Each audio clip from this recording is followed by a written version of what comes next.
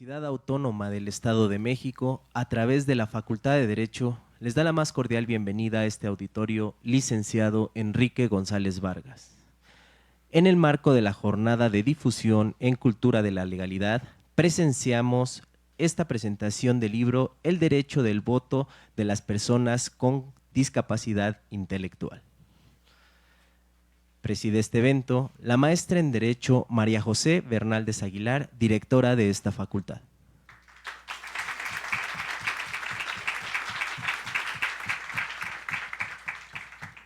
Le acompañan el doctor Alejandro David Abante Juárez, magistrado presidente de la Sala Regional Toluca y autor de la obra que se presenta.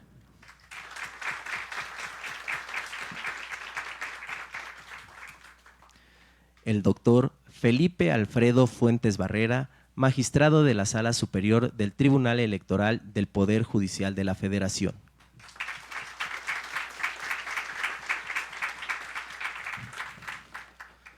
La doctora Amalia Pulido Gómez, consejera presidenta del Instituto Electoral del Estado de México.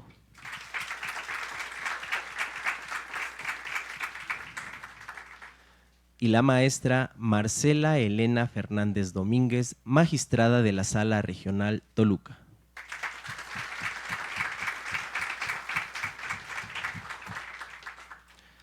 A continuación, escuchemos las palabras de bienvenida de nuestra directora maestra María José Bernaldez Aguilar.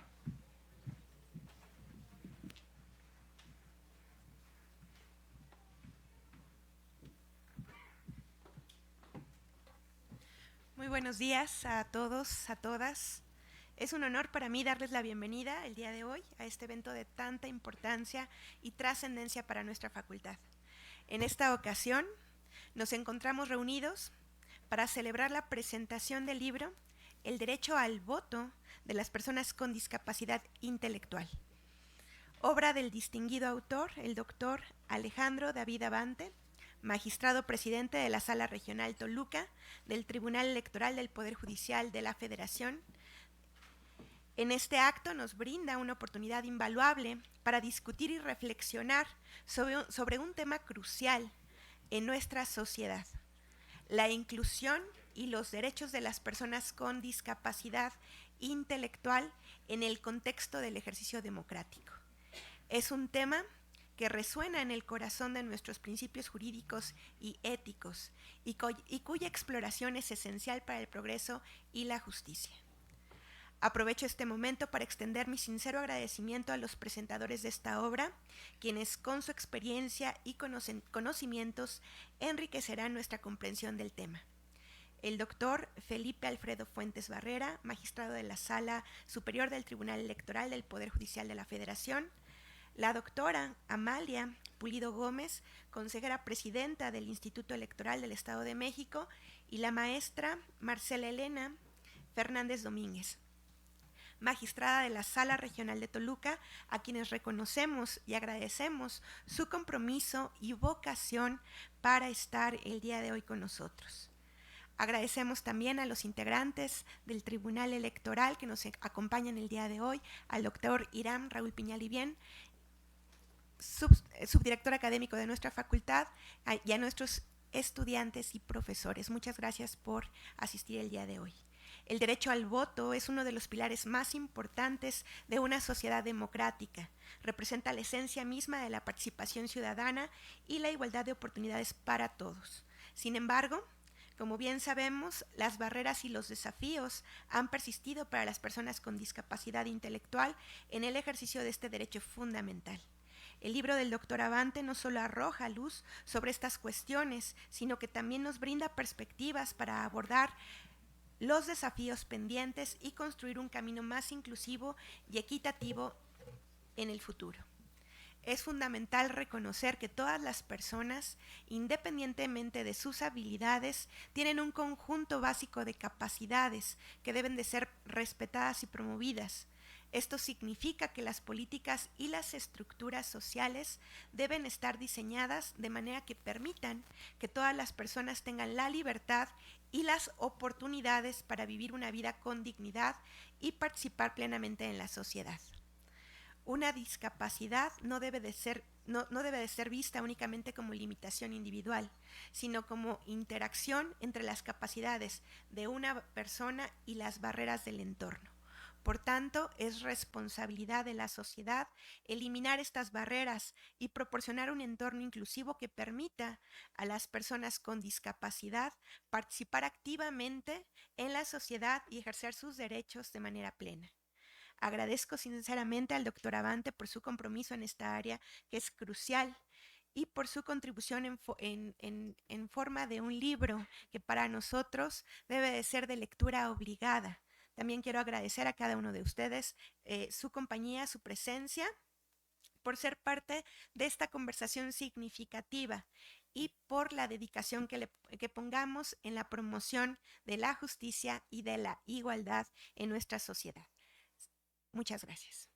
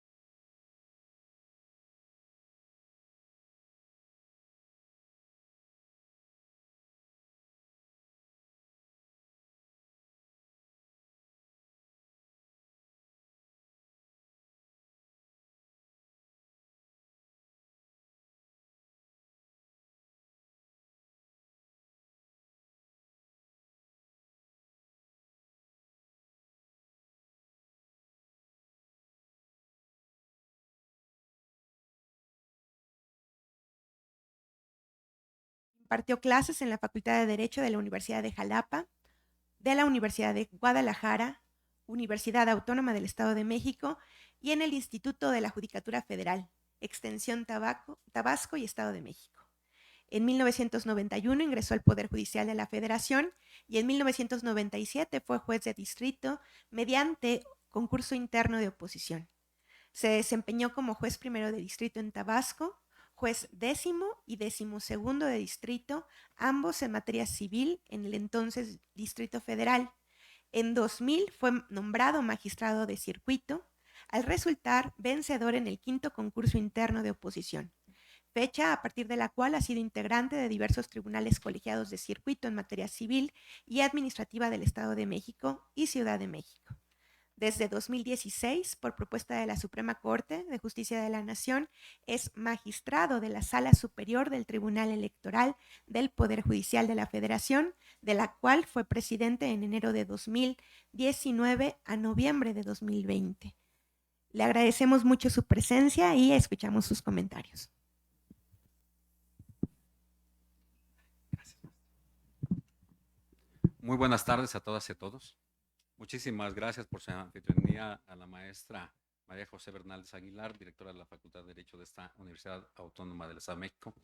Saludo con mucho respeto y afecto a los integrantes de esta mesa, a la doctora Amalia Pulido Gómez, consejera presidenta del Instituto Electoral del Estado de México, a mi querido amigo y autor de la obra, el doctor Alejandro David Abante Juárez, a mi amiga, la magistrada Marcela Elena Fernández Domínguez, integrante de la Sala Regional Toluca. Muchísimas gracias al subdirector Hiram Raúl Piña Livien por recibirnos en esta casa de estudios. Por favor, señora directora, si le puede hacer llegar un saludo y un agradecimiento al señor rector, el doctor Carlos Eduardo Barrera Díaz, por la posibilidad de esta interacción tan importante para presentar este tipo de obras tan relevantes para el sistema jurídico y democrático mexicano. Pues bien, dicho esto, iniciaré señalando patria, ciencia y trabajo, 3 palabras que todo estudiante o profesor de esta institución conoce bien, y un lema que seguramente sus egresados llevan grabado de por vida al concluir sus estudios. En lo personal, son vocablos que tengo muy presentes, no solo porque sea el lema de esta gran universidad, sino que representan una consigna para alcanzar la realización personal y lograr el desarrollo de nuestro país en todos aspectos. Esta universidad ejerce una tarea irreemplazable.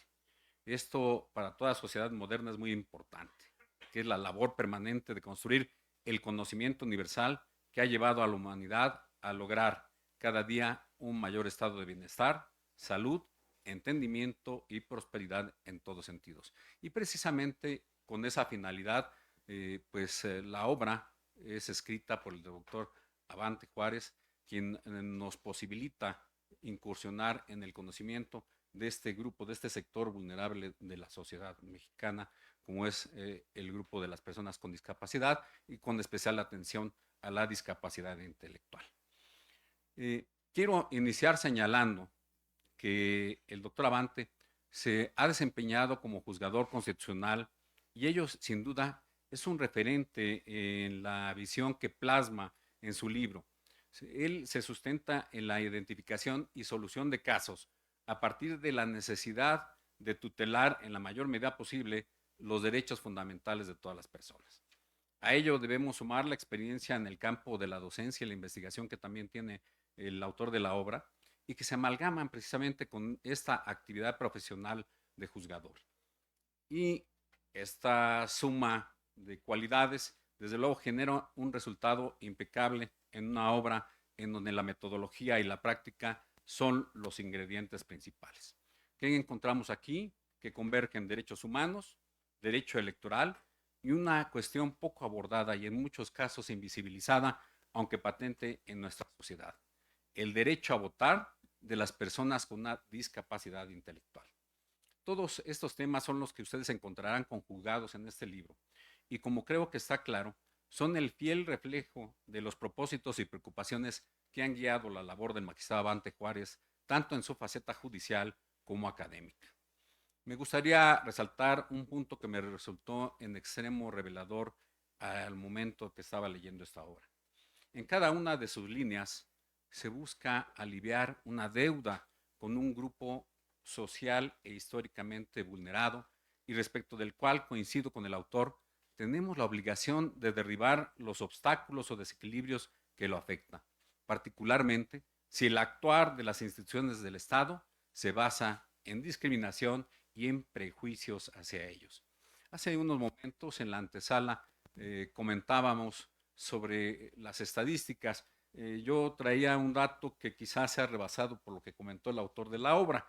De acuerdo al Censo de Población y Vivienda de 2020, se reportan 6.180.000 personas aproximadamente con algún tipo de discapacidad. Y esto en estadística representa casi el 5% de la población total del país. Pero el autor de la obra nos señalaba un dato muy revelador. Este censo que nos da el INEGI, pues no es real, porque muchos de los que sufren discapacidades realmente no se manifiestan en ese sentido por su sensibilidad al hecho de ser discriminados en la sociedad mexicana. Y creo que tan sensible es el autor de la obra que nos ofrece como base teórica un análisis precisamente del concepto de discapacidad intelectual, pero desde distintos puntos de vista que van más allá de un mero estudio jurídico normativo. ¿Qué nos presenta? Nos presenta un análisis multidisciplinario. Es claro el objetivo que persigue la obra: ofrecer a las personas un amplio rango de visión sobre las implicaciones que posee el concepto en el ámbito médico, filosófico y social. Con esto les quiero resaltar que se va construyendo en esta obra pieza por pieza la dimensión, alcances y profundidad del problema a tratar, y siempre con la premisa de que sin un entendimiento integral y claro de la discapacidad intelectual será imposible encontrar soluciones a muchas de las situaciones de discriminación sistemática y estigma a las que se enfrentan los miembros de este colectivo. El magistrado nos propone una reevaluación de los supuestos de lo que debe entenderse por discapacidad intelectual. Debemos entonces, dice el autor, analizar a dicho grupo desde la lógica de la revisión de medidas discriminatorias como una categoría sospechosa. Y esto implica que toda restricción a los derechos en materia electoral debe hacerse con suma reserva y desde la perspectiva de la razonabilidad, conscientes de que muchos de los obstáculos que enfrentan las personas con una discapacidad intelectual tienen su origen y sustento en las propias concepciones discriminatorias que ha generado la sociedad. Este punto de vista, desde luego, no es menor, ya que en muchas ocasiones el prejuicio que vierte la sociedad sobre las personas con una discapacidad intelectual es mucho mayor que la imposibilidad real de determinada actividad, por ejemplo, el ejercicio del voto. Se trata entonces de una desvalorización silenciosa, acompañada de una compasión infundada. Esta actitud de la sociedad termina por representar una condena colectiva, una barrera que en sí misma mina, sin razón, la libertad de muchas de estas personas y contra las que es difícil luchar por el marcado sigilo que se genera. Ya lo señalaba el profesor González Risotto, la protección constitucional y legal que deben brindar los estados a las personas con discapacidad impone la obligación de fomentar la adopción de instrumentos y procedimientos necesarios para asegurar esa igualdad en el reconocimiento y en el goce efectivo de los derechos y la más completa consagración de la dignidad de las personas. El libro que hoy se nos presenta nos invita a reflexionar en 3 temas relevantes respecto del poder público y los identifico de manera muy sintética. 1. Para el legislador. Nos dice el autor de la obra, deben establecerse reglas positivas a fin de evitar que el actuar de cualquier órgano sea discriminatorio al amparo de un vacío normativo.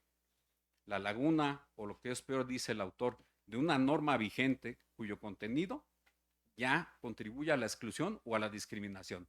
Eso es más grave que la omisión. 2. Al Ejecutivo le observa que debe llevar por vía de las instituciones educativas la sensibilidad e información necesaria a la sociedad en general para combatir la reiteración de los prejuicios desde la infancia. Y 3. Al Poder Judicial le observa que debe evitar a toda costa que el desconocimiento o los prejuicios que posee la sociedad se repliquen en un mandato judicial que pueda lesionar o restringir irreparablemente los derechos de un individuo. Y todo esto lo construye el doctor Abante Juárez sobre la base de lo previsto en el artículo 1 de la Constitución General y basado en la universalidad de los derechos humanos y a la prohibición de discriminación motivada por alguna discapacidad. Y esto me lleva a la segunda parte de la obra que constituye su fundamento jurídico. El actuar del Estado mexicano para encarar el problema del voto de las personas con discapacidad intelectual. El magistrado Abante nos recuerda que esto tiene sustento en las obligaciones que ha adquirido México con la comunidad internacional. Y hay un mérito importante de la obra. Dialoga no solo con lo que ocurre en el ámbito nacional, sino que se ocupa de dialogar con el ámbito internacional, en específico con lo que ha sustentado la Comisión y la Corte Interamericana de Derechos Humanos. Y particularmente a raíz este diálogo se genera de la ratificación de la Convención de los Derechos de las Personas con Discapacidad y las directrices emitidas por el Comité sobre los Derechos de las Personas con Discapacidad. Instancia que, por cierto, nos recomendó a los mexicanos desde 2014 modificar nuestra legislación para que las personas con discapacidad intelectual pudieran votar. Vean ustedes lo importante de la obra. ¿Por qué? Porque permite tender puentes de comunicación con instancias internacionales y cumplir esos compromisos a los que el Estado mexicano se ha comprometido. Debemos estar conscientes también que, como lo marca el instrumento internacional que les he referido, la discapacidad es un concepto que evoluciona y resulta precisamente de la interacción entre las personas con deficiencias y las barreras derivadas de la actitud y de un entorno social que evitan la participación plena de estas personas. Con ello en mente, en el segundo apartado del libro, el autor muestra su compromiso con el enfoque de derechos humanos y una vocación claramente garantista. Nos ilustra el autor que las personas con discapacidad deben contar con una atención y protección reforzada de sus derechos, particularmente en contra de actos con sesgos de discriminación que requieren una respuesta conjunta y coordinada de todas las autoridades para evitar que se produzcan efectos perjudiciales en la vida de las personas con discapacidad. ¿Qué solución hay, por lo menos en materia electoral, para evitar que se restrinja justificadamente el derecho del voto de las personas con discapacidad intelectual? Este interrogante es despejado en el libro. Y el libro nos recuerda que el INE ya ha implementado protocolos y medidas de inclusión a fin de que las personas en situaciones de vulnerabilidad puedan ejercer sus derechos político-electorales a través de las acciones que voy a tratar de sintetizar. Primero, la posibilidad de que una persona con discapacidad pueda solicitar la credencialización en su domicilio o recibir una atención prioritaria en los módulos. Y efectivamente nos encontramos grandes obstáculos en esta primera y muy importante etapa de obtener la credencial de lector. Creo que no hay la sensibilidad todavía de las autoridades que tramitan este tipo de instrumentos para permitir una accesibilidad adecuada a cada persona con discapacidad. Un segundo tema, nos habla el doctor Abante de mecanismos de actuación que debe implementar el funcionariado de las mesas directivas de casilla cuando acuda una persona con alguna discapacidad e incluso su participación como integrantes de las mesas correspondientes. Y tercero, la facilidad de emitir el voto anticipado, que precisamente nos comentaba también hace unos momentos el autor de la obra, en el proceso electoral, incluso el que se avecina al federal 2023-2024. En los últimos capítulos del libro, el autor nos expone lo que considera el mayor obstáculo y al mismo tiempo la solución ideal para afrontar esta temática, que es la de legislar. Esta parte medular del libro nos recuerda que el Tribunal Electoral del Poder Judicial de la Federación, a través de su línea jurisprudencial, reconoció la posibilidad de analizar la existencia de omisiones legislativas. Aquí en la Facultad de Derecho muchos se cuestionarán a través de las facultades del Tribunal Electoral, que solo conoce de inconstitucionalidad de normas por actos concretos de aplicación, ¿se puede llevar la justiciabilidad de omisiones legislativas? La respuesta del Tribunal Electoral ha sido que sí. El propio doctor Abante, a lo largo de algunas líneas, precisamente acude a precedentes de la Sala Superior, que empezó a construir la doctrina jurisprudencial en el sentido que las omisiones legislativas finalmente causan un impacto concreto y que sí pueden ser solventadas a través de la justiciabilidad y la exigibilidad en juicios de los que conozca el Tribunal Electoral. ¿Por qué? Porque muchos académicos, muchos doctrinarios piensan que la omisión legislativa solo puede ser resarcida a través de un control abstracto de constitucionalidad, a través de acciones de inconstitucionalidad. Y él nos deja muy claro, incluso, que en materia de amparo hubo una nueva ley de amparo que incorpora la posibilidad de que se impugnara una omisión legislativa. Y nos pone el ejemplo de artículo 19. ¿Se acuerdan ustedes que promovió un juicio de amparo precisamente para reclamar la omisión legislativa de regular el artículo 134 constitucional en materia de propaganda gubernamental, que de hecho fue tramitado y finalmente resuelto por la Suprema Corte de Justicia de la Nación, considerando que sí existía una omisión legislativa. La Sala Superior ha seguido con toda esta línea jurisprudencial y ha considerado que sí es posible llevar a través de juicios o medios de impugnación en materia electoral omisiones legislativas para ser enjuiciadas.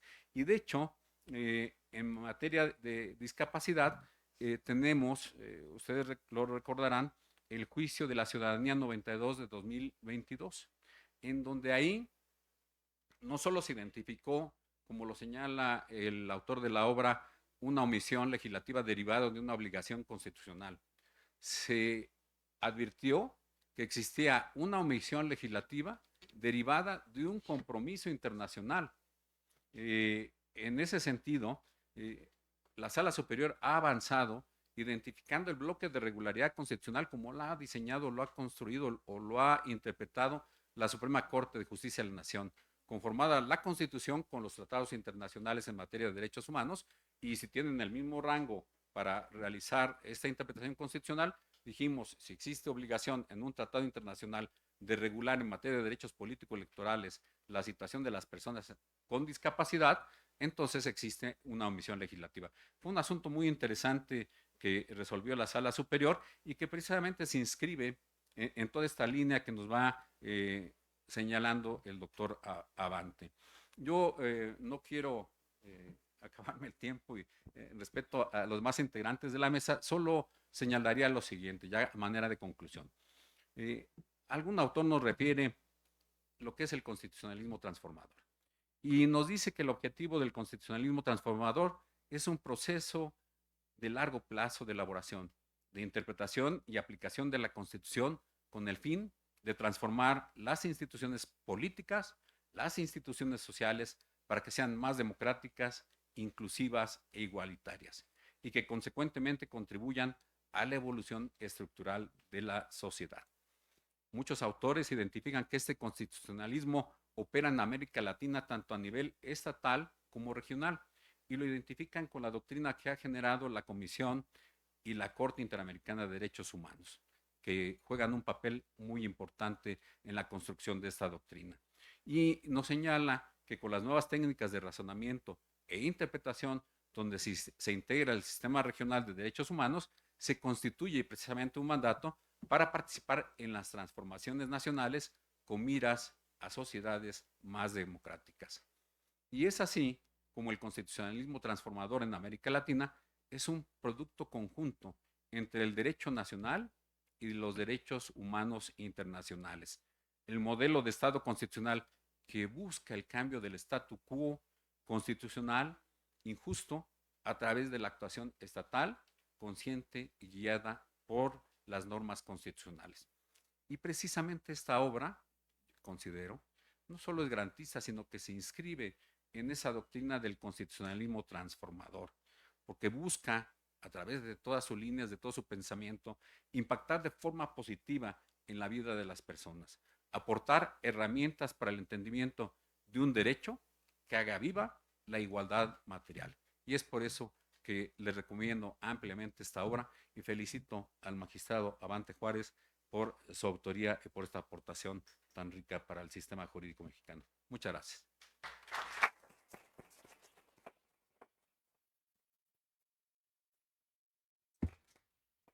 Muchas gracias, doctor Felipe Fuentes, por el gran comentario que hizo, doctor y maestra en Ciencias Políticas en la Universidad del Norte de Texas. Ha realizado estancias de investigación predoctoral y postdoctoral en la Universidad de California en San Diego y el Colegio de México, respectivamente. Es licenciada, egresada de la Universidad Autónoma del Estado de México. Sus líneas de trabajo incluyen sistemas electorales, seguridad electoral, sistemas de partidos y grandes datos.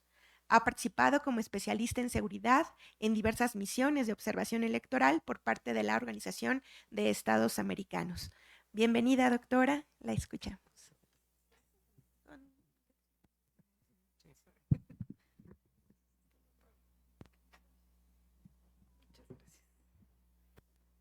Bueno, pues antes que nada, buenos días a todos y a todas. La verdad es que es un gusto estar aquí en la Universidad Autónoma del Estado de México, mi casa. Soy egresada de la Facultad de Ciencias Políticas, como ya lo mencionaba la maestra, María José Bernaldez Aguilar, a quien también le agradezco la hospitalidad y bueno, a la Facultad de Derecho por permitirnos estar aquí y discutir una obra de gran trascendencia. Ya lo comentaba el magistrado Fuentes Barrera, quien también me es muy grato saludarlo en esta mesa y también compartir este panel con la magistrada Marcela Fernández, integrante del Pleno de la Sala Regional.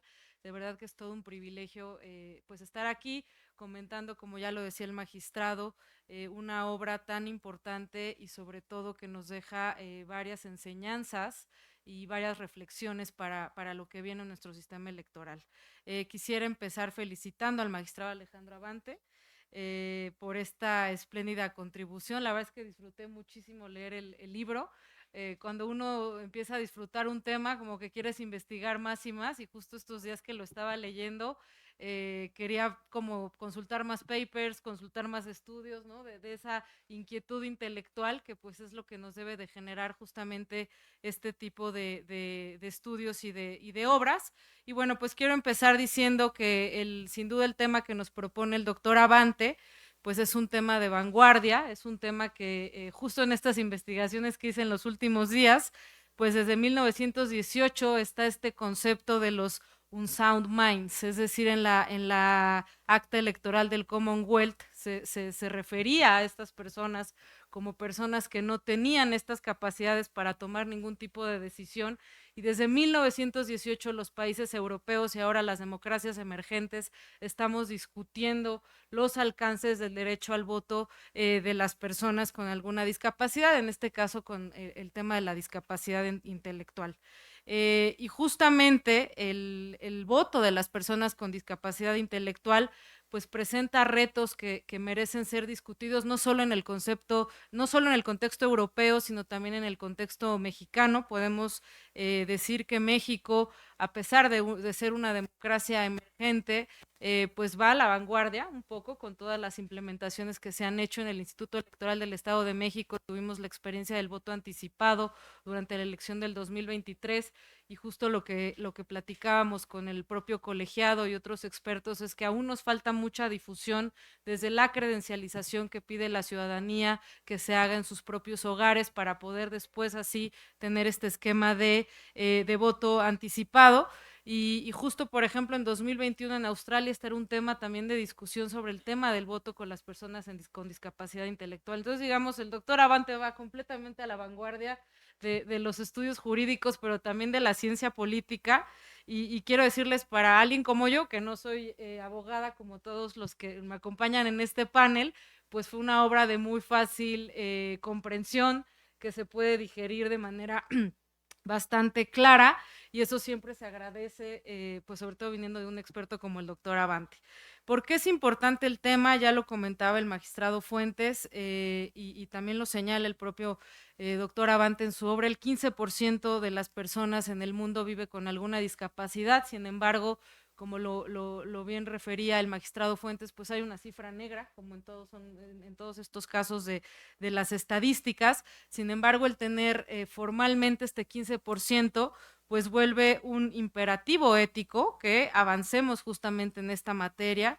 Y no es por la cantidad de personas. Siempre que discutimos el tema de voto anticipado, el voto de prisión preventiva, el voto de mexiquenses o mexicanos que radican en el extranjero, la pregunta es, bueno, pero es muy costoso, nos cuesta mucho y son muy pocas personas. Creo que aquí lo que tenemos que entender no es la cantidad, es la calidad de la ciudadanía a lo que le estamos apostando con este tipo de votaciones, y sobre todo pues esta existencia de barreras que históricamente han inhibido la participación de grupos en situación de vulnerabilidad. La obra pues se centra justamente en esto. Y como lo menciona el doctor Abante, pues se afecta el principio igualitario sobre el que se han erigido los sistemas electorales modernos, que es, bueno, pues una persona, un voto, y bueno, al no permitir o al tener estas barreras legales para que las personas con discapacidad intelectual puedan sufragar, pues estamos justamente afectando este principio igualitario. Y bueno, pues la aparente neutralidad de las leyes electorales no basta cuando estamos hablando de grupos sociales que enfrentan tantos obstáculos y que históricamente han enfrentado estos obstáculos a la hora de emitir su voto.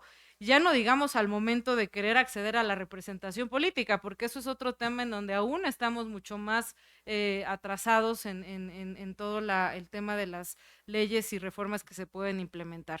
La literatura especializada en cuanto al voto de personas con discapacidad intelectual agrupa en 4 grandes grupos las barreras que enfrentan estas personas al momento de ejercer sus derechos político-electorales. Esto lo dicen las propias Naciones Unidas. Las barreras son las barreras legales, las barreras físicas o procedimentales, las barreras informativas y las barreras actitudinales. Y justamente el doctor Abante se centra en estas barreras legales que enfrentan las personas con discapacidad intelectual. Creo que es un gran avance para ir entendiendo y por supuesto ojalá que vengan más volúmenes de estos estudios para poder entender estas otras 3 dimensiones de barreras que enfrentan las personas con discapacidad intelectual, pero pues propone un método de análisis que lo va ejecutando paso a paso, que es bastante esquemático y que hace muy fácil, como ya les decía, la lectura tanto a juristas, que estoy segura que el 99% de las personas que nos acompañan hoy son abogados o abogadas, pero también para las personas que estudiamos otro tipo de disciplina, pues este método tan sistemático y tan riguroso, pues hace muy fácil la comprensión de la obra. Y la obra concluye denunciando justamente la existencia de una omisión legislativa, como lo mencionaba ya el magistrado Fuentes, que impide de facto la obtención de la credencial para votar a personas con discapacidad intelectual. Y el texto parte de una idea que parecería contraintuitiva y que yo disfruté muchísimo, porque lo podríamos decir, pues la discapacidad es una construcción social, es este concepto dinámico que hemos ido construyendo como sociedad, y en efecto, pues no hay una carencia en específica a partir de la cual una persona tiene o no una discapacidad, sino es la misma sociedad, y aquí es donde hablamos de las barreras actitudinales que la misma sociedad impone a la ciudadanía. Y bueno, pues la Convención sobre los Derechos de las Personas con Discapacidad define el término discapacidad, ya también lo mencionaba el magistrado Fuentes, a partir de esta interacción entre las personas con deficiencias y las barreras que enfrentan, pero la misma convención obliga a los estados parte a garantizar estos derechos políticos de las personas con discapacidad, así como la posibilidad de que gocen de igualdad de condiciones, asegurándoles esta participación política plena y efectiva en la vida política. Y creo que es ahí justo donde pone el foco de atención el magistrado Abante. Y bueno, pues el texto que hoy presentamos centra su atención a una pregunta central, que yo la identifico como, bueno, ¿se puede limitar el derecho al voto en el caso de determinados tipos de discapacidad intelectual? Y bueno, pues la discusión, como ya les mencionaba, del tema desde el constitucionalismo europeo, pudiera resaltar justo la importancia del tema que propone este libro. La Comisión de Venecia también ha generado estándares para interpretar los principios democráticos de este voto universal, de este voto igualitario, así como del sufragio universal, libre y secreto. Y en cuanto al voto universal, justo la propia Comisión de Venecia precisó en los primeros años del siglo, y cito textual, que ninguna persona con discapacidad puede ser excluida del derecho al voto o a competir por cargos electivos bajo el argumento de su discapacidad física o intelectual. Solo se exceptuaría de esta regla en los casos en que la privación del derecho sea impuesta por alguna corte y ante una discapacidad mental probada. Esta interpretación del principio de universalidad fue vinculante hasta 2010, cuando justamente los precedentes de la Corte Europea de los Derechos Humanos y la evidencia también formulada por organizaciones con trabajo en materia de discapacidad, organizaciones de la sociedad civil, cambiaron esta visión del constitucionalismo europeo, y es a partir de ese momento que se elimina esta condición de excepción, de manera que las personas con discapacidad no pueden ser discriminadas por ello, de conformidad justo con el artículo 29 de la Convención de los Derechos de las Personas con Discapacidad. Es decir, no hay ningún argumento que permita limitar algún tipo de participación a las personas con discapacidad intelectual. Sin embargo, bueno, pues sabemos, como lo ha expresado también el magistrado Fuentes, que están estas omisiones legislativas y aún nos falta mucho camino por recorrer para poder lograr este pleno ejercicio de las personas con discapacidad intelectual. Y pasando un poco al caso mexicano, la LEGIPE, justamente en el artículo 280, conserva el penoso precepto de impedir el ingreso a las casillas a las personas que se encuentran privadas de sus facultades mentales.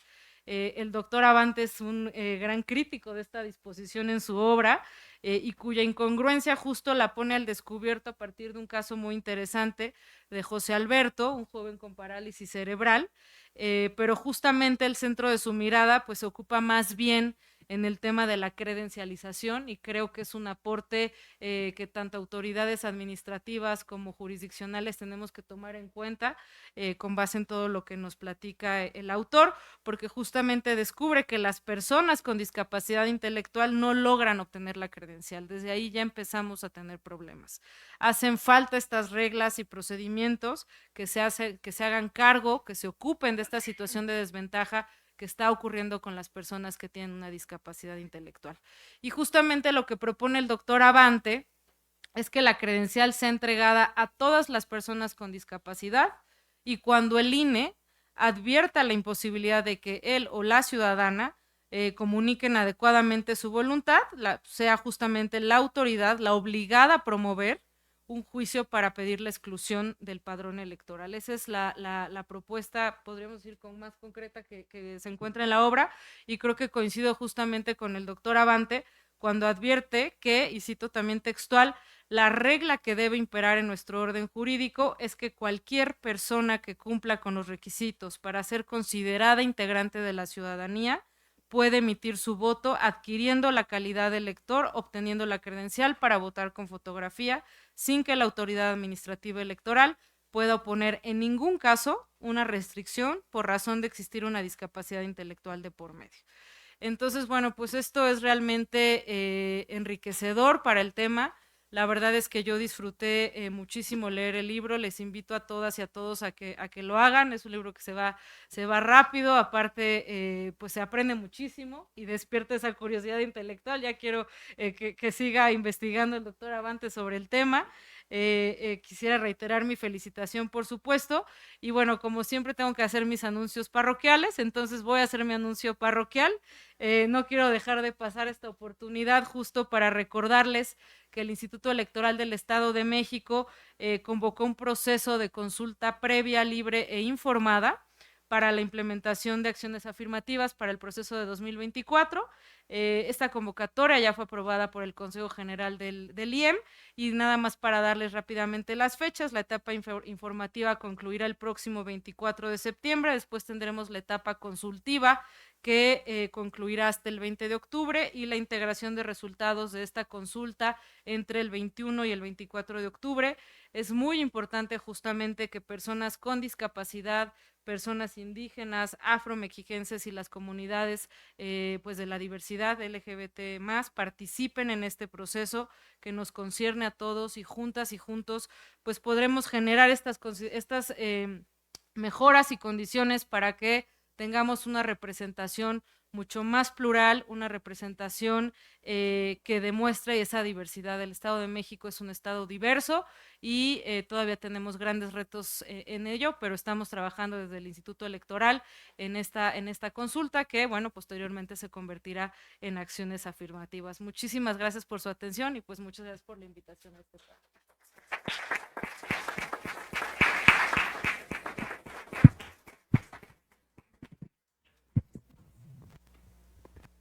Muchas gracias, doctora Amalia Pulido. Yo solamente voy a ser muy breve y decir que con estos comentarios a mí lo que me gustaría es que a ustedes, estudiantes de la Facultad de Derecho, les dé interés esta curiosidad, esta inquietud intelectual de la que habla la doctora Pulido es la que queremos despertar en ustedes al traer estos ejercicios de reflexión jurídica. Tenemos un problema que se resuelve entre muchos factores a través de reformas jurídicas y las reformas jurídicas las hacen los estudiosos del derecho. Eso es lo que les va a tocar y yo espero que ustedes se inspiren en el momento en el que tengan que hacer una tesis ya sea de licenciatura, de maestría, de doctorado, para hacer una investigación que les permita generar una propuesta real, que es lo que estamos viendo en este caso. Nuestra tercera comentarista es la maestra Marcela Elena Fernández Domínguez. Ella es licenciada en Derecho por la Escuela Libre de Derecho y, entre otros, cuenta con un máster constitucional y Derecho Electoral en la Universidad de Castilla-La Mancha. Se ha desempeñado como abogada postulante en litigio constitucional, fiscal y administrativo, secretaria de juzgada de distrito en materia civil del Poder Judicial de la Federación, secretaria proyectista de la Sala en el Tribunal Superior de Justicia del Distrito Federal, secretaria de estudio y cuenta e instructora en la Sala Superior del Tribunal Electoral del Poder Judicial de la Federación. El 28 de marzo de 2019, el Senado de la República tuvo bien designarla como magistrada electoral de la Sala Regional Toluca del Tribunal Electoral del Poder Judicial de la Federación, correspondiente a la 5ª circunscripción plurinominal. Para la Facultad de Derecho es un honor darle la bienvenida.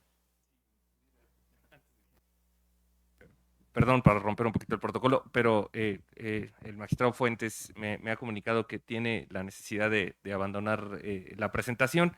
Quería personalmente agradecerle sus comentarios y, por supuesto, el haber aceptado la invitación para presentar este libro y con el compromiso de que pues seguiremos investigando para recuperar y retomar toda esa línea argumentativa tan rica de la Sala Superior. Muchísimas gracias, magistrado, por haber estado acá y pues todo mi aprecio y mi cariño como siempre. Perdón. Y ahora sí le doy la palabra a mi amiga la maestra Fernández. Muchas gracias. Y disculpe, pero trabajos de la sala superior me obligan a retirar. Gracias.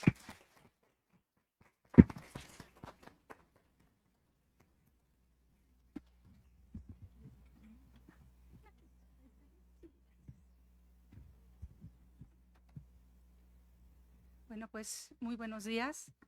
Agradezco la anfitrionía de la Universidad Autónoma del Estado de México. Saludo con afecto. Saludo con afecto a mis compañeros del panel, la doctora María José Bernaldez Aguilar, la doctora Amalia Pulido, por supuesto, a mi querido amigo y colega, magistrado Avante Juárez, autor de la obra que ahora se presenta. Bueno, quienes me han precedido en la voz han platicado ampliamente de esta gran obra, El derecho al voto de las personas con discapacidad intelectual, describiendo de manera muy puntual todo su contenido, la importancia y sus propuestas. Escribir un texto es difícil, y más en un contexto que evoluciona rápidamente, como acontece con la materia electoral. Nuestra historia jurídica especializada en la materia electoral ha crecido a la par que nuestro noble sistema democrático, que es de poco más de 5 lustros. Desde entonces, poco a poco la literatura especializada en materia político-electoral fue enriqueciéndose. Así surgieron los primeros textos de derecho electoral, derecho procesal electoral, manuales de medios de impugnación en materia electoral. Después evolucionó para encontrarnos con textos de derecho de la militancia, sistemas normativos internos, justicia electoral. Más tarde, del reciente sistema electoral mexicano, de la calificación de la elección, del modelo de comunicación política, jurisprudencia electoral y libertad de expresión. Últimamente, sobre grupos vulnerables, mujeres, niños, diversidad, discapacidad, entre muchos otros tópicos característicos en la materia. Tal cambio evidencia la especialidad y necesidad de profundizar en los diferentes contenidos para dar sistematicidad y orden desde la academia a los criterios no siempre compartidos de los órganos administrativos y de la justicia electoral. Expuesto esto, ahora quiero platicar con ustedes precisamente de la importancia que tiene la presentación de libros, de obras como estas, El derecho al voto de las personas con discapacidad intelectual. Para ello, quiero referir que en la academia se escucha de la existencia por lo menos de 6 formas de presentar un libro. Veamos.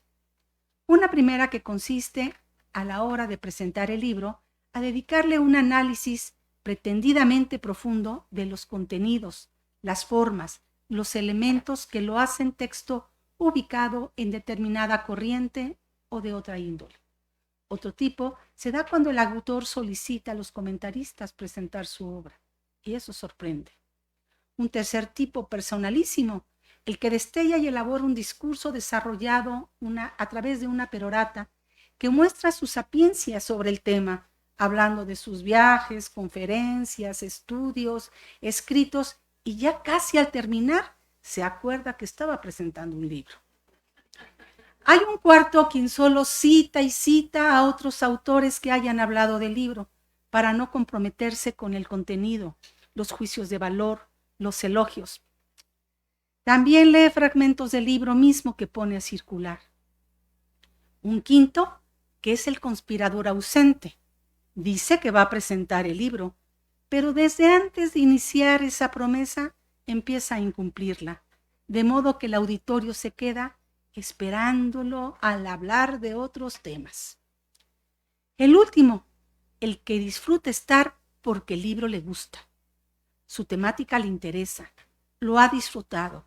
Esto es lo que a nosotros nos ha sucedido. De llevar la experiencia como muestra, como un disfrute para invitar a los demás a buscar el libro, a hacer propio el viaje. Esto es, ser el odiseo que llega a su Ítica y disfrutar de la lectura y su contenido para aprender. Empero, seamos honestos. Hoy en día la lectura no es frecuente. Es cierto, aun cuando tal dificultad tampoco es exclusiva de la hora. Recuerden a Cervantes luchando contra la querencia del entretenimiento de sus coetáneos, aunque él, además, en contra de la tontería, debía librar otra batalla aún más ardua contra el analfabetismo. En su época eran muy pocos los que sabían leer y, por tanto, los que podían disfrutar de sus geniales diatribas sobre el entretenimiento versus el arte verdadero. Quienes escribían lo hacían para ser leídos por una minoría y, si acaso, para aspirar a ser leídos en voz alta a un grupo de personas de densidad variable. Por tal razón, el teatro y la poesía declamada fueron preeminentes. Después de casi 5 siglos, ¿qué ha cambiado? Ahora es mayor el número de personas en el mundo que sabe leer, pero tengámoslo claro, la mayoría infrautiliza ese conocimiento. En mayor medida, casi todos leemos mensajes en los celulares y en los correos electrónicos, esto diariamente. Se leen anuncios y etiquetas de publicidad, se leen papeles en el trabajo, de vez en cuando algunos titulares del periódico y muy de vez en cuando algún artículo periodístico. Y en menor medida todavía, libros especializados como sucede en las escuelas. En nuestra época, como en la de Cervantes, más que leer se escucha. Por eso son importantes las presentaciones de textos como el que ahora tenemos el gusto de hacer para contribuir a su divulgación y a su lectura. De modo que el libro que hoy presentamos es un texto para saber más de la igualdad. Nos alimenta el cerebro, entretiene y nos brinda conocimientos. En su poco menos de 250 páginas hay información y contenidos valiosos para aprender de la igualdad. Así, de la múltiple información valiosa que tiene el libro, destacan las descripciones de los casos de José Alberto, de María en el Tribunal Constitucional de España y el de Ángela Bicheler, por mencionar solamente algunos. ¿Les gustaría saber de qué trata? Bueno, pues no lo voy a revelar, para que lo descubren y lo saboreen en sus páginas. Por eso es importante leer completos los textos, de ahí que no hay que hacerlo sesgadamente, hay que leerlo todo para tener mayor completitud del tema.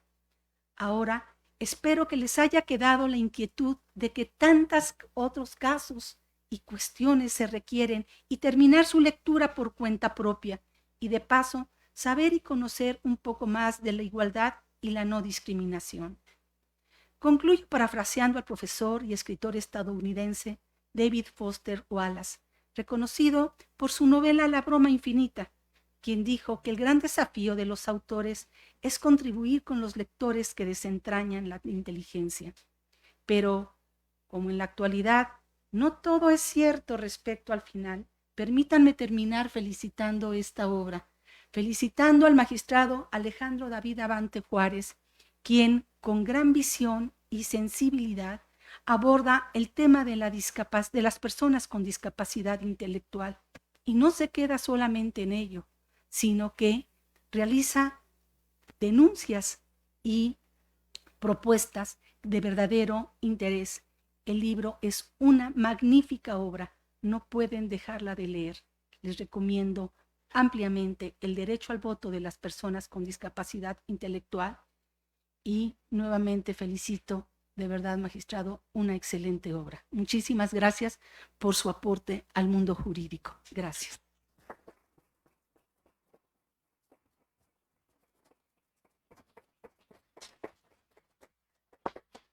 Muchas gracias, magistrada, por sus comentarios que nos invitan a revisar la obra.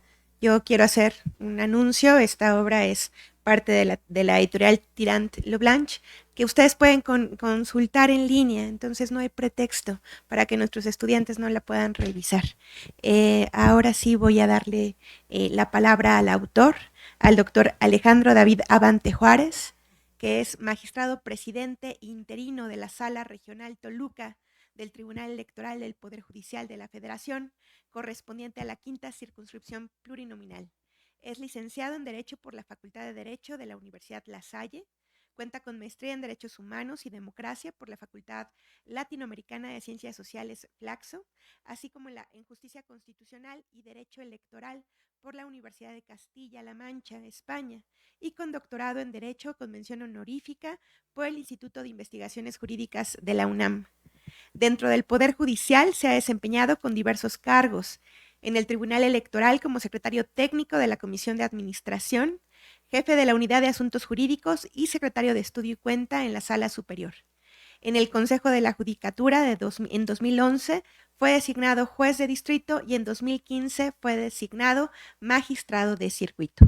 Para nosotros es un honor que distinga a nuestra facultad presentando esta obra y bueno, lo escuchamos. Muchísimas gracias, maestra Bernaldez. La verdad es que lo primero es que quisiera agradecer a la Universidad Autónoma del Estado de México por la oportunidad de presentar acá el libro. Muchísimas gracias por su gentileza. Agradezco, por supuesto, también a su directora, María José Bernaldez, pues su hospitalidad y, por supuesto, al señor subdirector, quien también nos ha acompañado en este proceso. Y a quienes pues mi agradecimiento va por darme la oportunidad de poder conversar esta obra con las y los principales destinatarios, que son las y los jóvenes. Por supuesto que agradezco muchísimo la presencia del doctor Felipe Fuentes, el magistrado de la Sala Superior del Tribunal Electoral, quien pues ha sido o ha manifestado una serie de elogios a la obra totalmente inmerecidos. Ahí es donde digo que a veces la amistad puede nublar el criterio, pero lo cierto es que también lo mismo ha ocurrido en el caso de mi amiga, la doctora Amalia Pulido, y de mi compañera, la magistrada Marcela Fernández, con quien además tengo el privilegio de aprender cada sesión la posibilidad de dialogar y la construcción de los asuntos, y que su generosidad, además de en lo personal, en lo intelectual, ha sido más que abundante. Por supuesto, también agradezco que esté por aquí mi compañero Fabián Trinidad, quien también me ha acompañado en estas sesiones. Por supuesto, Paula, muchas gracias por estar acá, por darte el tiempo. Yuri, compañero de viejas batallas en varios foros. Por supuesto, a la gente que colabora conmigo en la ponencia y en el tribunal, y a las y los jóvenes que están acá. Yo quisiera arrancar diciéndoles una pregunta. ¿Qué tanto sabes de discapacidad? Y esa respuesta puede caerte de un día a otro en las manos. La necesidad de saber sobre discapacidad.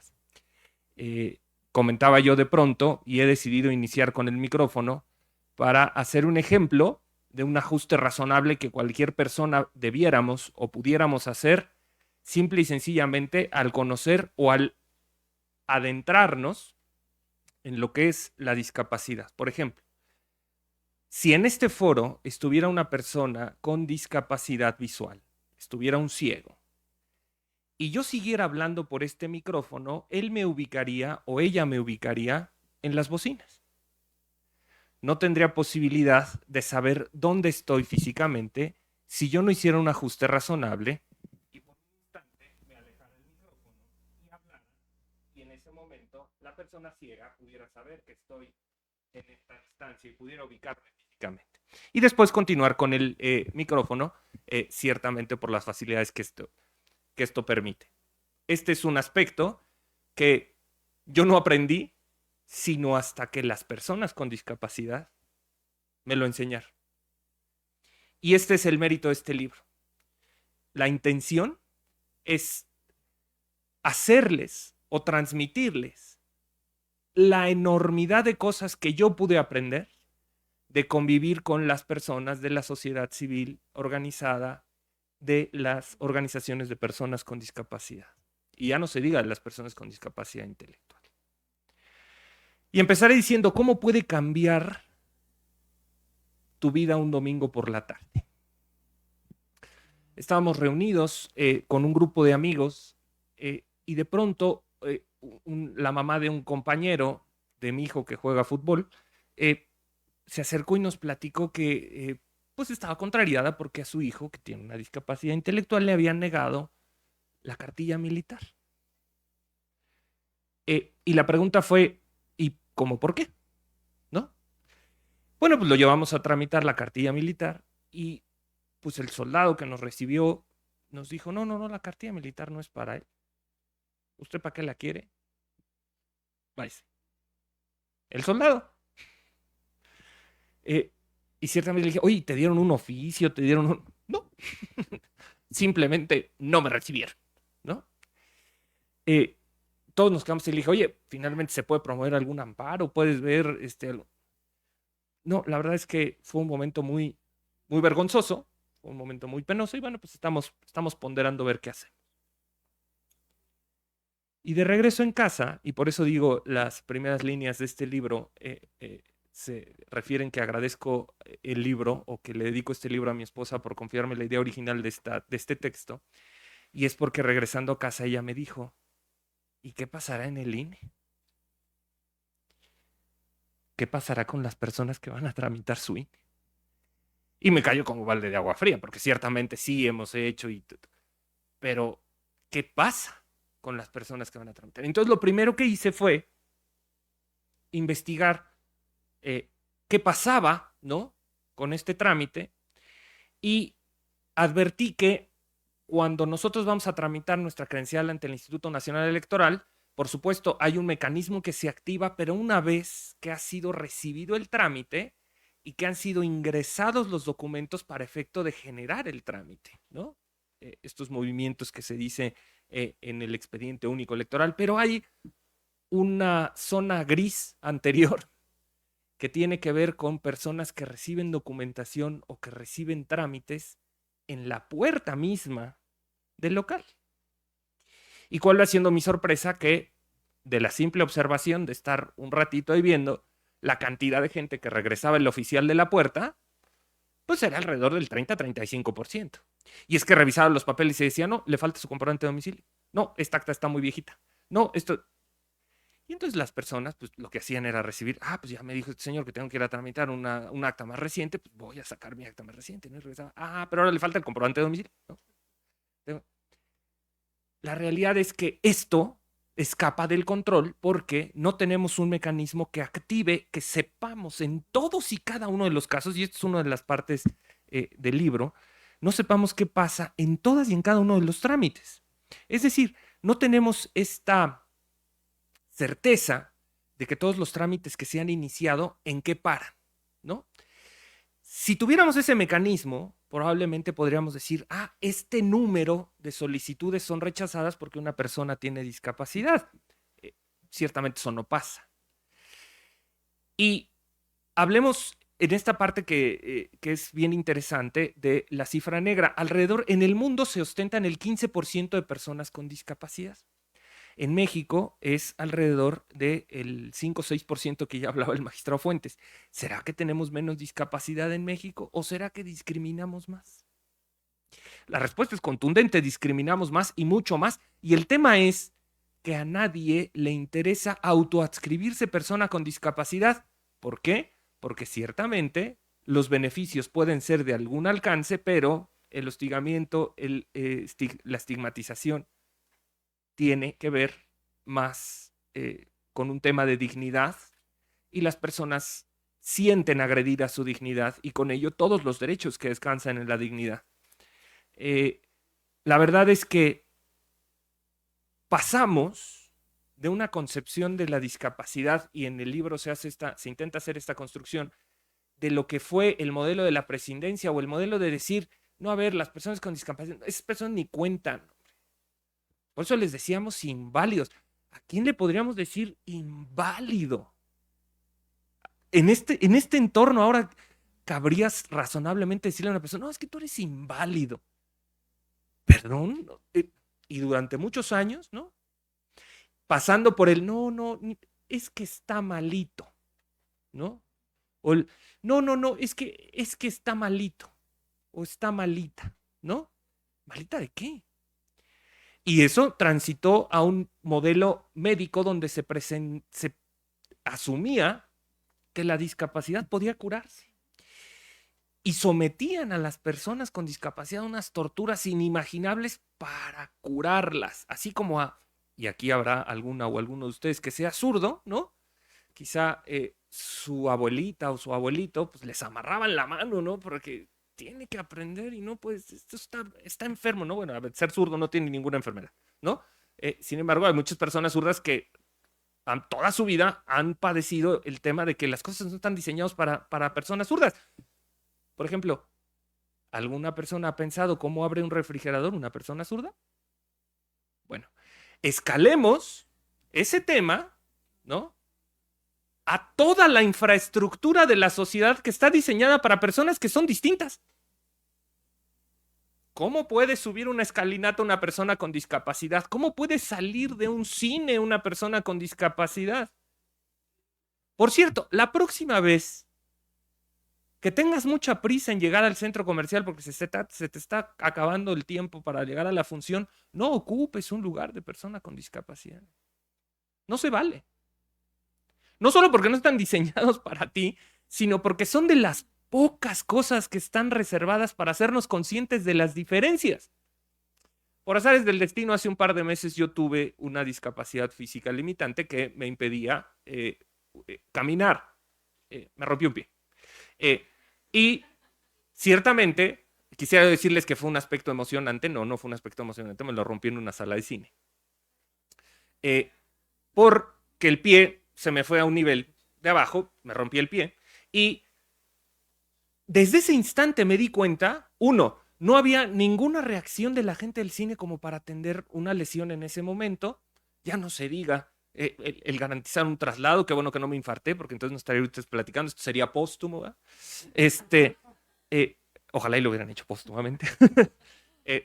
Lo cierto está en que al día siguiente que voy dándome cuenta de algo que yo ya había escrito, que algo que me voy dando cuenta que todas las tiendas tenían un escalón, no se podía acceder con la silla de ruedas, los pasillos eran muy estrechos, las personas pasan a tu lado y así como si estuvieras, de repente te pasan con las cosas encima.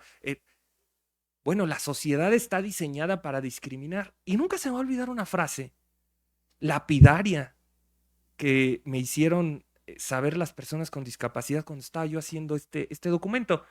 Y me dijeron, licenciado, no se equivoque, la discapacidad no se sufre, la discapacidad se tiene. Lo que se sufre es la discriminación. Y claramente, nosotros estamos acostumbrados a tener una visión de la discapacidad como de allá algo muy lejano, ¿no?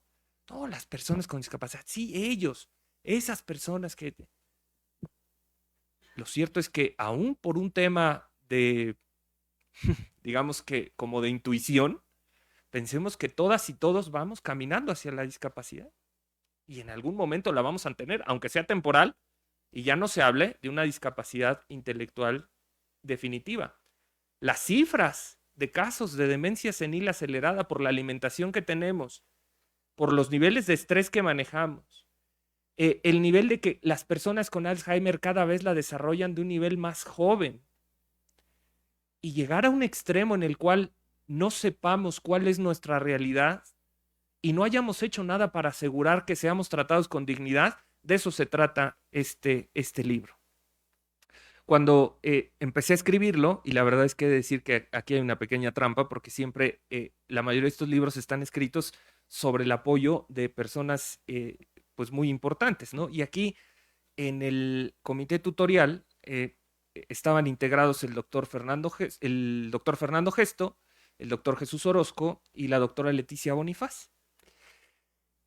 Y cuando les planteé la idea del libro, como por magia, los tres asumieron una posición distinta respecto del tema.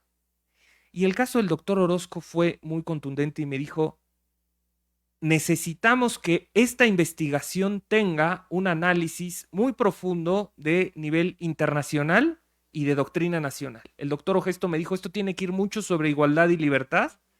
Y la doctora Bonifaz me dijo, tienes que sentarte con las personas con discapacidad. No saben cómo agradezco las tres visiones porque en el desarrollo de la investigación lo disfruté muchísimo. Algunas y algunos de ustedes van a llegar a hacer su tesis de maestría y sus tesis de doctorado. Y sí está padre obtener el grado y todo este tema. Lo que sí les digo es, va a llegar un momento en el que en su tesis van a decir, ¿y sí habré escogido lo correcto? En la profesional también, ¿eh? Y sí estaré haciendo bien. Y si no les da ese momento, creo que están haciendo mal su investigación. La verdad es que esta tesis de doctorado en particular, un momento en el que la sufrí muchísimo. Lo platicaba hace unos días con una abogada ilustre. Decía, si no sufriste tu tesis de doctorado, no la hiciste bien. Y coincido. La visión de este libro, si no hubiera sido una tesis de doctorado y me hubiera sentado con las personas con discapacidad, ahorita tendría una manifestación aquí afuera de las personas con discapacidad diciéndome, póngase a leer, póngase a estudiar el entorno de las personas con discapacidad, y con justa razón, ¿eh? Porque lo que originalmente yo analizaba en este libro era que el INE podía determinar en qué casos podía excluirse o no a las personas de la lista nominal. Y por supuesto, estos casos tenían que ser debidamente justificados, tenían que ser sometidos eventualmente a una calificación por parte de una autoridad jurisdiccional si era impugnado. Entonces mi lógica era, el INE puede decidir quién sí vota y quién no vota. Si el INE decide quién no vota, pues la persona que es privada de derecho puede impugnar y puede lograr que se revierta esa determinación o bien se confirme, ¿no? Y yo me sentía muy orgulloso de mi propuesta. Cuando me dijo la doctora Bonifaz, siéntate con las personas con discapacidad, yo dije, no, bueno, a ver, quiero ver, ¿no? Después de esa reunión mi autoestima quedó en una esquina. Me dijeron, no, a ver, esto no tiene ninguna lógica, no tiene ningún sentido, no tiene perspectiva de personas con discapacidad. No, a ver, ayúdenme. Y la verdad es que me dejé ayudar muchísimo por ellos. Y el enfoque cambió totalmente. El enfoque que ahora propone el libro es que todas las personas deben tener su credencial para votar, debe permitírseles ser electores, y si el Estado considera que una persona debe ser eliminada, entonces debe iniciar un juicio de interdicción. Pero ¿cuál es la realidad? Actualmente, ese juicio de interdicción se da en 3 momentos y de manera sumarísima. El primero se da en el seno familiar, cuando, oye, vamos a tramitarle el INE. No. Lo van a tratar mal, la van a tratar mal y vamos a pasar una vergüenza. No. Y la limitación viene del propio seno familiar, de las personas que deciden por otra persona no tramitar un documento que debiera ser disponible. El segundo juicio sumarísimo es cuando llega esta persona con discapacidad a la entrada de un módulo y una persona que le recibe documentos le dice, no, porque esto no es para él o esto no es para ella. Oiga, pero vengo a tramitar. Mire, evítese la pena. ¿Pasa esto en el siglo XXI? Quisiera yo decirles que esto no pasa, pero por supuesto que pasa. ¿Pasará en la ciudad? ¿Pasará en Toluca? A lo mejor no. A lo mejor en la Ciudad de México, a lo mejor en Benito Juárez no pasa, pero en Cintalapa yo les puedo decir que muy probablemente sí. Y en la Sierra de Guerrero también. Ya no se diga en una comunidad en Michoacán donde quizá todavía las personas con discapacidad la siguen escondiendo. Y esto es una realidad en el siglo XXI. Hay familias que esconden a las personas con discapacidad. Y el tercer acto de discriminación que puede ser, y este sí es realmente grave, es esta potestad absurda que tiene el presidente de la mesa directiva de Casilla de impedir el acceso a una persona privada de sus facultades mentales. ¿Qué es una persona privada de sus facultades mentales y quién lo tiene que definir? El presidente de Casilla, vaya responsabilidad, ¿eh? Si el presidente de Casilla va a decir, no, usted no entra porque está privado de sus facultades mentales, a ver, dígame con base en qué demonios me está impidiendo usted el derecho de voto. ¿Porque vengo en una silla de ruedas? ¿Porque no puedo comunicarme sino a través de un aparato? Bueno, pues uno de los científicos más geniales en nuestra era moderna es Stephen Hawking y hablaba a través de una computadora. Por cierto, hizo una reunión para viajeros en el tiempo. De ese tamaño era la genialidad de Stephen Hawking. Entonces, si hubiera estado en México y hubiera intentado votar, quizá un presidente de la mesa directiva de Casilla le hubiera dicho, no señor, discúlpeme, está usted privado de sus facultades mentales, no puede votar. Y vaya vergüenza que hubiéramos pasado. Entonces, este libro recopila muchos precedentes y muchos criterios. Ojalá y tenga la oportunidad de tener ediciones y la edición sea más frecuente de lo que yo quiera y hacia una vertiente de empoderamiento de las personas con discapacidad intelectual. Pero además quiero decirles que en el curso se dio un tema bien interesante y es un tema no poco polémico. En algún momento estaba yo platicando con Fernando Gesto y me decía, oye, ¿y el voto qué es? Es un acto jurídico, pero busca bibliografía sobre la naturaleza jurídica del voto, ¿no? Y me di a la tarea. Dije, bueno, esto debe estar exploradísimo, ¿no? Y vuelvo haciendo mi sorpresa que no encontré un solo texto. Dijimos, claramente me queda claro que el acto debe ser un acto jurídico, el voto, ¿no? Pero en la pregunta para fastidiar al vecino, ¿en qué momento el voto es voto? ¿En qué momento el voto deja de ser boleta? A ver, la lógica diría primero. Bueno, pues cuando ya está en la casilla. Ok, entonces si se roban los fajos, ¿se robaron votos? No. No tiene lógica porque hay boletas sobrantes e inutilizadas que están en la casilla y los funcionarios de la mesa directiva de casilla los cancelan. Entonces no es un voto. No. Entonces, ¿sabe qué? El voto es cuando se marca. Ok. Entonces, si yo tengo mi boleta, la marco y me la llevo, ¿me llevé un voto o me llevé una boleta marcada? ¿Será que yo puedo ir 2 días después a decir, señora presidenta Amalia Pulido, aquí le traigo mi voto, ¿no? Ya lo reflexioné bien y quiero que cuente. Híjole, con todo respeto, pues esto ya pasó hace una buena cantidad de horas. Entonces tampoco fue voto, ¿no? Si yo tengo mi voto marcado y decido llevármelo y guardármelo y lo dejo en mi casa y nunca lo uso, ¿no? ¿Tengo mi voto ahí o es una boleta marcada? En cambio, si se roban las urnas, se roban los votos, ¿no? Entonces, ¿en qué momento el voto es voto? Bueno, pues la hipótesis que refleja el libro es que el voto se vuelve voto en el momento en el que cruza el umbral de la urna, en el momento en el que deja de ser disponible para mí. Y esta es la parte interesante, porque mi boleta es disponible, mi voto ya no. En el momento en el que ha cruzado el umbral de la urna, el voto se mezcla con la voluntad de todos los demás y no hay tal cosa como que yo pueda ir con este presidente de casilla y decirle, o esta presidenta y decirle, oiga, ábrame el voto, ábrame la urna porque quiero sacar mi voto, ¿no? Ya no. Pero además la conclusión a la que se llega es un voto jurídico solemne y es de los pocos que quedan en nuestra legislación. ¿Por qué? Porque solo se puede emitir el día de la jornada por virtud de las elecciones en un momento determinado cuando me dan acceso a la casilla en la boleta que me dieron en el momento en el que tengo yo para votar y la tengo que depositar en una urna especial. Si eso no es un acto jurídico solemne, pues entonces la verdad creo que ya podríamos pensar en otras muchas cosas. Entonces, no obstante, este tema es debatido. He tenido debates académicos interesantes con algunos otros juristas sobre si el voto es un acto jurídico solemne o no. Pero todo esto derivó de la observación del querido doctor Fernando Gesto en el sentido de cuál es la naturaleza jurídica del voto. Y bueno, pues hasta allá fuimos a dar al tema. Entonces, lo que pretende este libro es, se lo di a revisar a un par de personas no abogadas, también para que lo leyeran y me dijeran si estaba escrito o no en abogañol antiguo, que a mí me preocupaba eso, ¿no? Que dijeran, bueno, esto está escrito así, necesitas primero haberte leído. Y la verdad es que me dijeron, no, sí se entiende.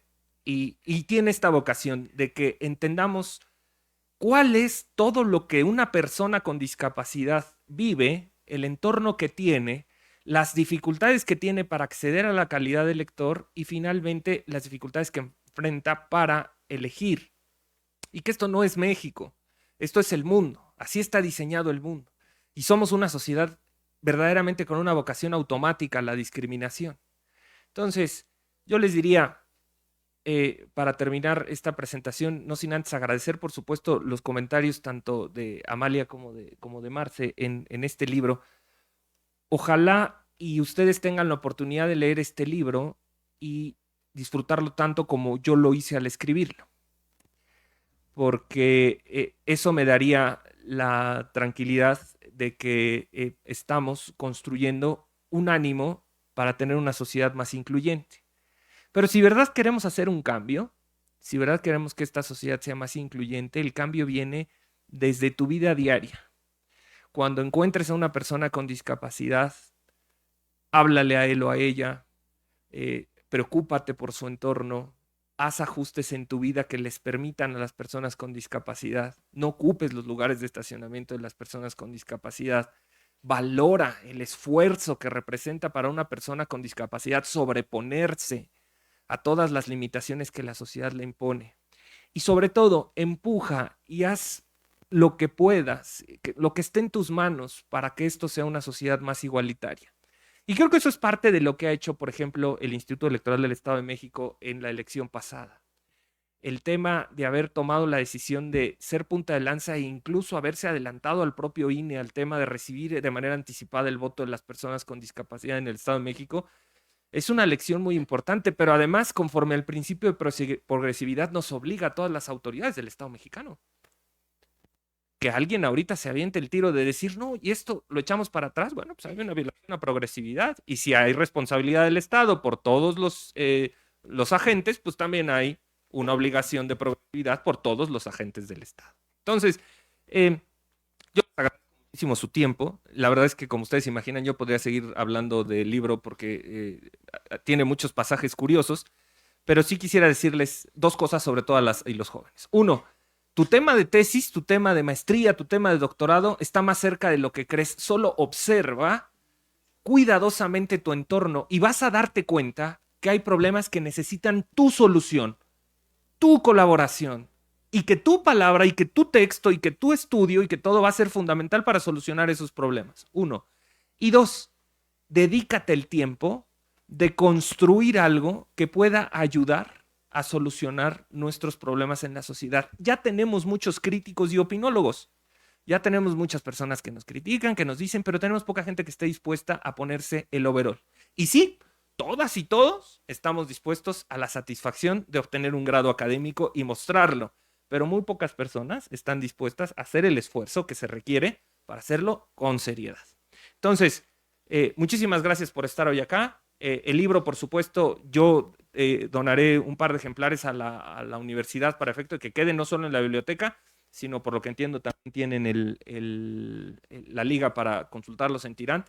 Y por supuesto, yo ahí tengo mis redes sociales. Cualquier cosa que les surja de inquietud, de interés con el libro, pues nada me gustará más que saber de todas y todos ustedes, y quedo a sus órdenes. Muchísimas gracias y muy buenas tardes.